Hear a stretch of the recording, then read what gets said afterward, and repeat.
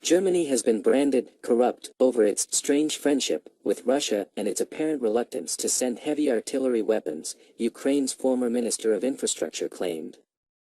Volodymyr Omelian, who was Ukraine's Minister of Infrastructure between 2016 to 2019 and is now fighting on the front line for his country, told express.co.uk that he hopes Germany becomes more proactive in providing support and weapons to Ukraine as, for Ukrainians, every hour counts.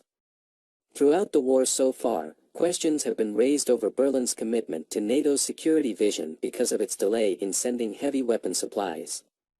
In the early days of the war, German Chancellor Olaf Scholz suggested that sending heavy weapons to Ukraine would make Germany and NATO parties to war.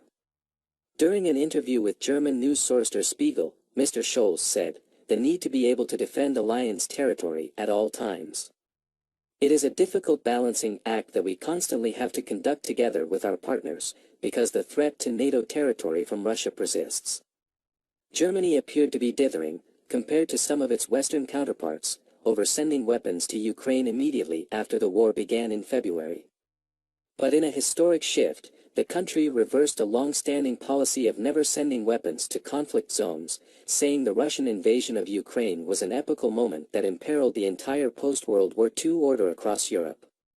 The country then sent 1,000 anti-tank weapons and 500 Stinger anti-aircraft defense systems to Ukraine. However, despite the change in policy, Germany has been criticized for pursuing a low-profile stance on the Ukraine conflict, so as not to anger the Kremlin. Mr. Omelian told express.co.uk, "There is a lot of speculation around Germany's supply of weapons to Ukraine and definitely it's visible that Germany is very much reluctant to provide us with enough weapons.